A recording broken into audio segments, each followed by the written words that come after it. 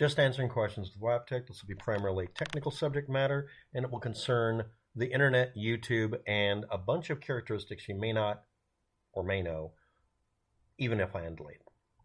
When I was in another country, doesn't matter which one, I watched a user. This was sometime before 2011 or so. The user's machine was locked down by another YouTube experimental channel or something, or it was me. Somebody was locked out. A blank channel existing before 2011 also existed and was terminated around 2012 due to repeated severe violations of community guidelines and or copyright infringement. How can a blank channel commit these violations? Can the archive Wayback Machine be blocked by some magic script to forget the evidence of any of the above? And why wouldn't I assume some corporation as powerful as YouTube can do this? Most archivers ignore any such script and only archive. Some of them only archive because you said so, which means they are not guilty of being a robot just scraping websites for making, let's say, a search engine work. Search engines have to make a note of word counts and stuff from websites in order to add them to the results for when you look for toaster. Now, a website can decide they don't want to participate in this by altering a file called robots.txt. It's a file on the server that says either per page or per site or per subdomain or 100 other things I'm not going to go into. This website is blocking any robots, which means any web scrapers or web crawlers like Google from making archives.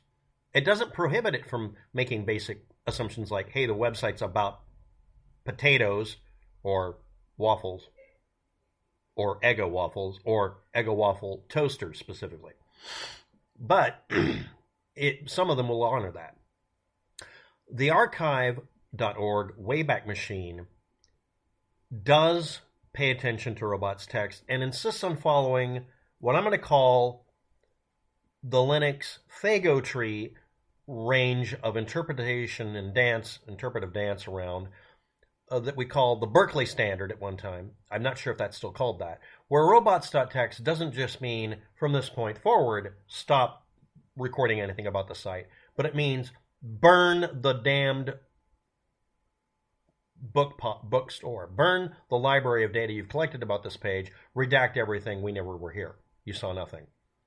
Websites, a specific person running several dozen websites at one point denigrated myself and other people because we pointed out that they were lying about a comet hitting the Earth 2 years earlier, and they wanted to make the record of them being debunked go away. They said, any day now, get right with God, give me money on my Patreon and PayPal and whatever, e-begging, and we proved that this person had a history of doing this. In fact, me and other channels would do that chronically. It was a sport, because eventually everybody would get to the point that us writing a video with your channel name, or God help you, the name of your ministry. By the way, ministry is an excellent band. We would point out, this person is a false date setter. That's an actual thing now in Christianity and many other religions. Somebody who's set dates repeatedly and been wrong is ostracized. They started losing money. So what they would do is they would get mad at us, try to sue us. That didn't work. Tell YouTube to get rid of it for various bullshit reasons, or just keep flagging it until we went away. And they would change the status on their page to not let it be archived. Now, a lot of people got angry about that, and many archivers refused to follow the Berkeley standard of redaction.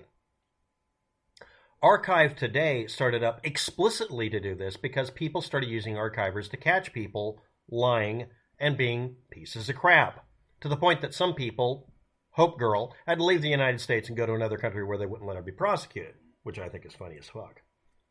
She's one of many people who denigrated me publicly, along with Peter Kusk, who I can say his name now and not have to suffer any consequences. And guess what is the only thing archive.org won't erase about your page when you tell it to erase everything? For legal reasons, archive.org will record the robots.txt changes verbatim, meaning you can't erase the fact that you tried to erase the fact. And they're not required to purge anything, they just don't make it front-facing visible. You can require the information be brought up in a court case or pay them a fee, I think it's $10 per decade, they don't really care how much, to simply have them give you a copy of the archives. Pete. So what happened here, as you might imagine, if YouTube, first of all, would have to do it specifically for a channel, which is a lot of work and annoying, they can decide to redact a page. That's true. Except there'd be a record of it. There isn't one.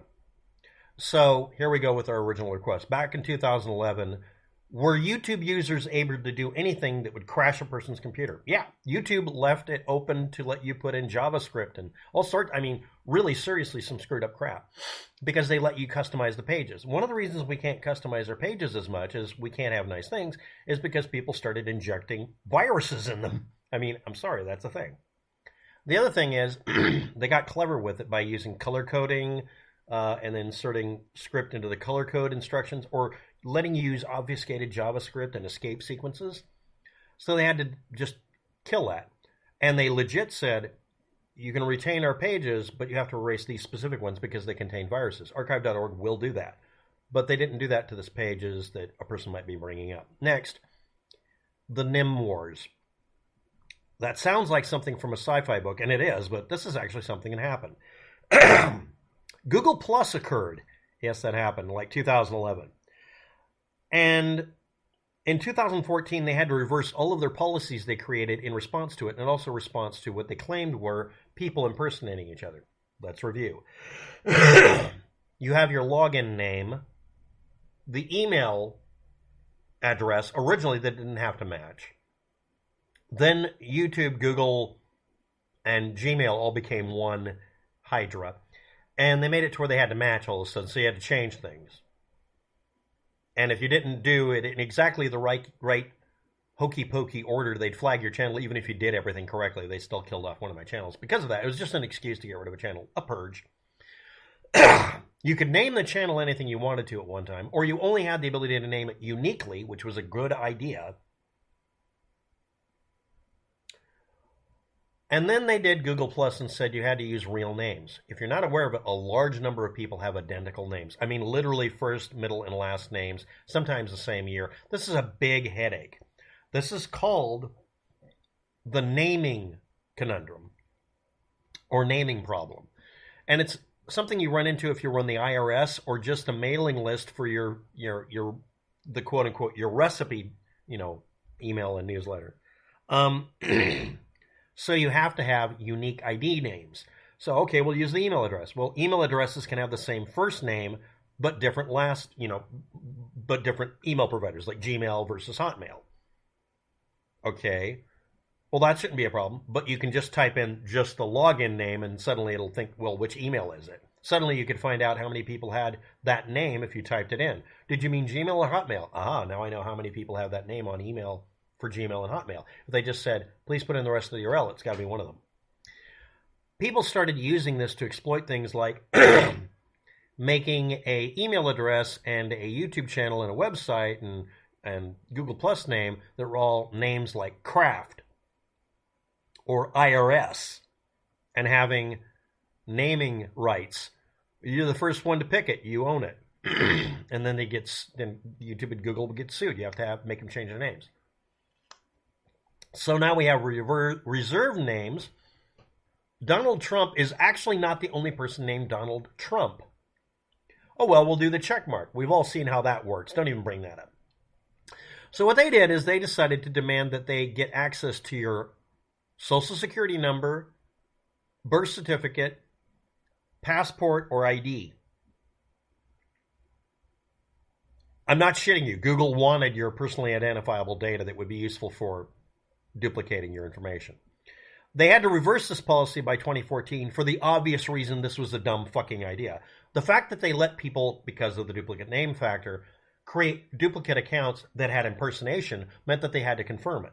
Okay? If there was a complaint against your channel and you weren't willing to say, I was born legally, WAP tech, you lost your name and someone else can impersonate you and then do all sorts of crap and get you in trouble, which happened to me literally 100 times. Because they also let you create, if you could confirm your name or say it was a trade name, make hundreds of channels with the same name without any differences between them.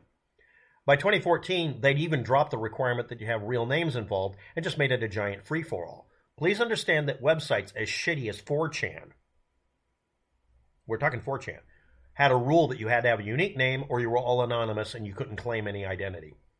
They got rid of this problem a long time ago. If you went around impersonating another person, then they created trick codes. You could stick with the same trick code.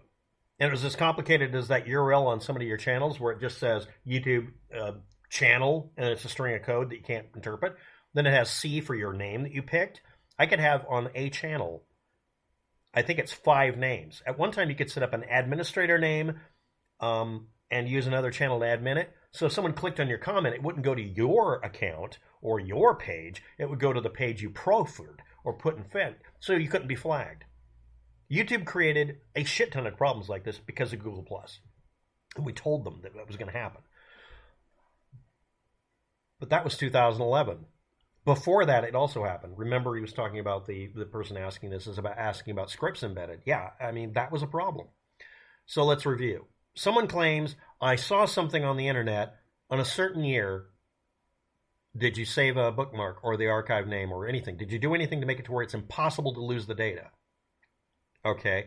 Do you have a distinct name? User 666. This is actually relating to that.